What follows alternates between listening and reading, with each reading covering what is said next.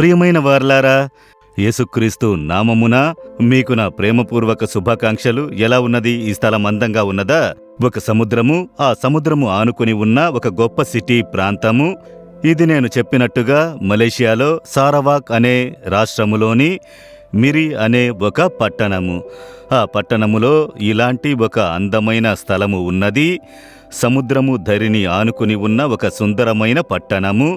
కొండల ప్రదేశం కూడా. ఆ కొండల ప్రదేశం మీద నిలబడి నేను మాట్లాడుతున్నాను. సరే, ఈ దినము దేవుడు నాకే మాట ఉంచారు అని అనుకుంటున్నారా? 2 రాజులు 3వ అధ్యాయము 17వ వచనము.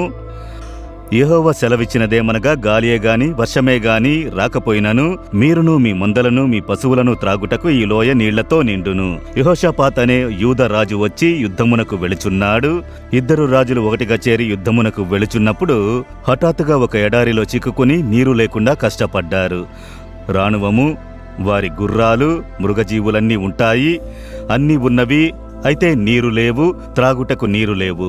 ఒక గొప్ప రాణువమునకు నీరు లేకపోతే నీటి దాహముతో నీరసపడిపోతారు, బలహీనపడిపోతారు.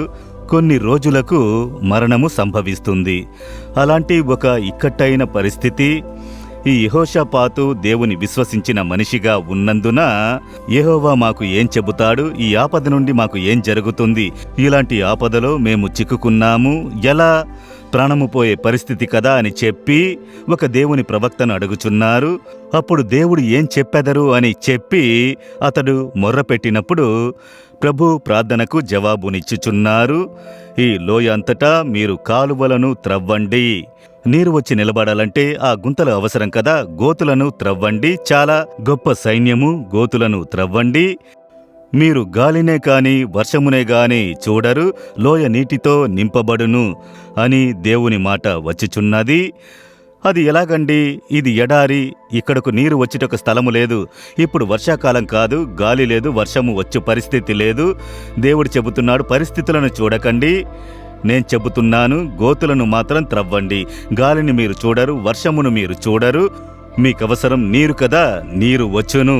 అది ఎలా వచ్చును? అదే ప్రకృతికి వ్యతిరేకమైన కార్యములను చేయువారు దేవుడు. మీ జీవితమునకు కూడా దేవుడు చెబుతున్నాడు, కుమారుడా కుమార్తె, గోతులను త్రవ్వు. నీకేం కావాలి? ప్రార్థన, ప్రార్థన, ప్రార్థన, ప్రార్థన అని గోతులను త్రవ్వు. నాకది కావాలి, ఇది కావాలి, ఈ కార్యము జరగాలి, నా కోరిక నెరవేరాలని గోతులను త్రవ్వి మోకరించి ప్రార్థన చెయ్యండి. అదే గోతులను త్రవ్వుట. ఈ కార్యములో మాకు అద్భుతం జరగాలి, ఈ కార్యముందు మాకు సహాయము చేయుడి. ఆత్మీయ జీవితంలో ఇది కావాలి, పరిచర్యలో ఇది కావాలి. గోతులను త్రవ్వండి, ప్రార్థన చెయ్యుట. సోమరులకు దేవుడు సహాయము చెయ్యడు. నీవు ఏమి చెయ్యకు, నేనే నీటిని ఇచ్చెదను అని కాదు. నీవు చేయునది నీవు చేయుము, నేను చేసేది నేను చేస్తాను. నీ పని గుంతలను త్రవ్వుట, నీరు తీసుకుని వచ్చుట నా పని. రాత్రి లోపలే దేవుడు నీటిని గోతులతో నింపెను. ఇవి ఎక్కడి నుంచి వచ్చినవి, ఎలా వచ్చినవి ఎవరికి తెలియదు. అదే పరలోక దేవుని మహిమ, శక్తి. మీ జీవితంలో కూడా ఇది ఎలా జరిగినది అని ఆశ్చర్యపడునట్టు కార్యమును దేవుడు జరిగించును. ఇది ఎలా జరుగుతుంది? అయితే జరిగినది అది ప్రభువు వలన జరిగినది అని దేవుని స్తుతించబోతున్నారు. ఈ మాసము యొక్క చివరి రోజునకు వచ్చారు కదా. విశ్వాసముతో చెప్పండి, దేవా, నేను గోతులను త్రవ్వెదను. మోకరించండి, ప్రార్థన చెయ్యండి, కుటుంబ సమేతంగా ప్రార్థన చెయ్యండి. ఈ కార్యమునకు మాకు సహాయము చేయుడి అని అడగండి. ప్రార్థన అన్న గోతిని త్రవ్వండి. ప్రార్థనలో గోతిని త్రవ్వగా త్రవ్వగా విశ్వాసం బలపడుతుంది. దేవుడు దాన్ని నింపును.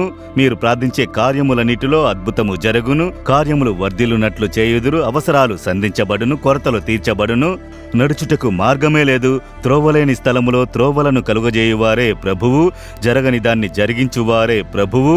యెహోవాకి అది సాధ్యము. మీరు విశ్వసించుడి. ఇప్పుడు ప్రార్థించెదరా? దేవా, నేను విశ్వసించుచున్నాను. గాలినే గాని వర్షమునే కాని చూడను, అయితే మీరు నీటిని నింపెదరు. మీరు శక్తి కలిగిన దేవుడని నేను విశ్వసించెదను. నా జీవితంలో ఇలాంటి అద్భుతము చేయుదురు. నేను గోతులను త్రవ్వెదను, ప్రార్థించెదను అని సమర్పించుకొనుడి. దేవా, మా జీవితంలో మీరు అద్భుతములు చేయు దేవుడవు, అసాధ్యమైన వాటిని సాధ్యము చేయు దేవుడవు. ఈ కుమారునికి ఈ కుమార్తెకు ఈ దినం ఒక అద్భుతము అవసరము. గాలినే గాని వర్షమునే గాని చూడరు, నీటితో లోయను నింపెదనని చెప్పితిరి. ప్రకృతికి వ్యతిరేకమైన ఒక అద్భుతమును ఈ దినం ఈ కుమార్తెకు చేయుడి, ఈ కుమారునికి చేయుడి. వారొక అద్భుతమును చూచుదురుగాక. మీరు సర్వశక్తి కలిగిన దేవుడన్నది వారు గ్రహించినట్లు చేయుడి. యేసుక్రీస్తు నామములో ఆమెన్, ఆమెన్.